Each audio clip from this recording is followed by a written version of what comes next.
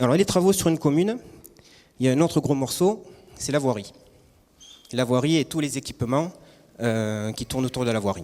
Éclairage, abribus, tout ça. Alors, pour faire simple, pour poser les choses, une voirie, c'est une surface de roulement. Dessous, on a un support qui supporte la surface. Et puis, on a aussi des réseaux qui sont enfouis et l'éclairage. Donc, une route, c'est un équipement qui vit. Bien, on a l'impression que c'est très dur, mais c'est quelque chose qui vit. Et pour que ça vive bien et longtemps, il faut absolument être très attentif à l'entretien de la voirie. Une voirie, ça s'entretient. Alors, des choses toutes bêtes, l'élagage au-dessus des routes, parce que le fait qu'il y ait de la végétation au-dessus garde l'humidité, empêche la route de voir le soleil et elle se dégrade plus rapidement. Éviter les accumulations d'eau, que la route soit étanche. Alors, pour éviter ça, c'est l'entretien des fossés. On cure les fossés.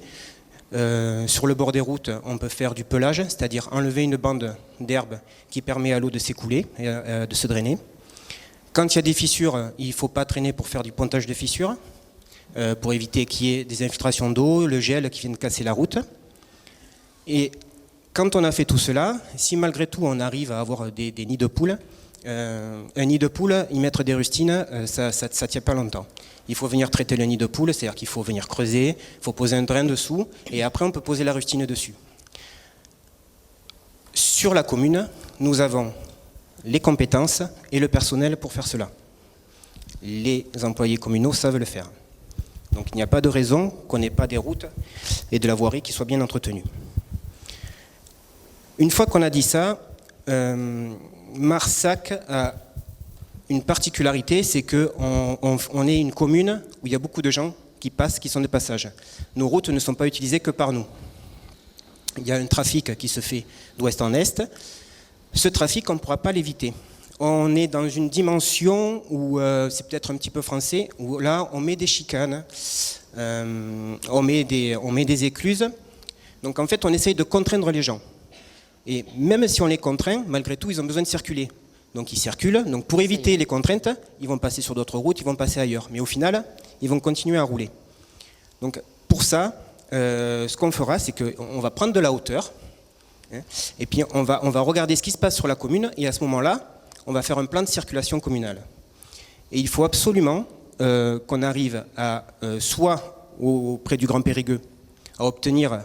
on ne va pas appeler ça une déviation, mais pouvoir faire une route nouvelle qui permette à tout ce flux de passage de ne plus passer sur la commune, donc de ne plus vous perturber au niveau de la circulation et qui ne viennent plus abîmer nos routes, parce que ce qui se passe, c'est qu'à cause de ça, nous avons des routes qui sont sollicitées par plus de véhicules et plus de tonnage qu'elles ne le devraient. Donc il faut qu'on mette en place un plan de circulation, qu'on identifie les axes sur lesquels il faudra aller faire des travaux pour que la route soit dimensionnée au passage des véhicules qu'il y a. Et comme ça, de notre côté, on pourra faire l'entretien de nos routes un peu plus secondaires et éviter qu'il y ait trop de circulation dessus. Ce qui est sûr, c'est que les spécialistes de la voirie d'expérience nous disent que des chicanes et des écluses, ça ne fait pas ralentir les gens. Voilà. Ils ralentissent. Si quelqu'un arrive en face, automatiquement on va ralentir. Mais que la meilleure solution, ça reste encore les plateaux surélevés. Oui. Il peut y avoir d'autres solutions. On peut mettre en place des stops, on peut mettre en place beaucoup d'autres choses. Moi, je suis convaincu, parce que ça a été fait, il y a eu plusieurs études. Moi, j'ai fait partie de la commission travaux. C'est que quand on met des radars pour mesurer les vitesses, on s'aperçoit que finalement, les limitations de vitesse, elles sont respectées par 95% de la population, enfin des gens qui passent sur ces routes. Donc pour 2, 3, 4, on va dire idiots qui vont passer à 100, à 110 ou 90 au lieu de 50, on s'impose des équipements qui gênent un petit peu tout le monde et qui finalement ne sont pas efficaces. Le français ou le gaulois étant ce qu'il est, malheureusement, je reste convaincu qu'il n'y a presque que la peur du gendarme qui peut être efficace. Oui.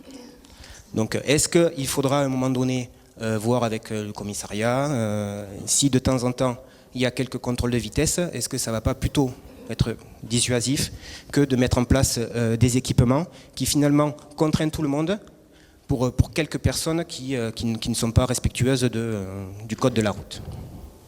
Et juste pour finir sur ce sujet-là, voilà, c'est vraiment, ça sera une des priorités qu'on aura que, si on arrive avec le Grand Périgueux à regarder quel peut être comme dit Stéphane, le contournement. Moi, ça fait très longtemps, on nous avait parlé de la route de Marival, du barreau de la route de Marival.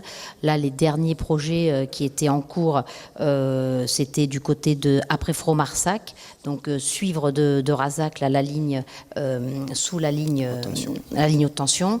Mais voilà, il faut vraiment qu'à un moment donné, tous les gens qui arrivent de l'ouest, voilà, qui veulent aller sur Créa-Vallée, sur l'autoroute, et les petits véhicules, les petits camions, alors on ne parle pas des poids lourds, hein, voilà, mais il faut vraiment que ça soit traité. Et ça, ça doit se traiter au niveau du Grand Périgueux avec les communes environnantes.